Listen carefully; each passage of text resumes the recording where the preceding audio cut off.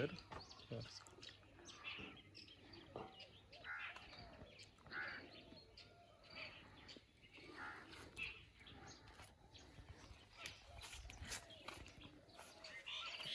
बिस्मिल्लाहिर्रहमानिर्रहीम। अस्सलाम वालेकुम।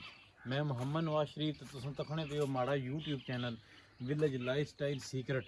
मैं उम्मीद करना तुम सारे खैर खरीत लसो। मौसम बहार ना महीना,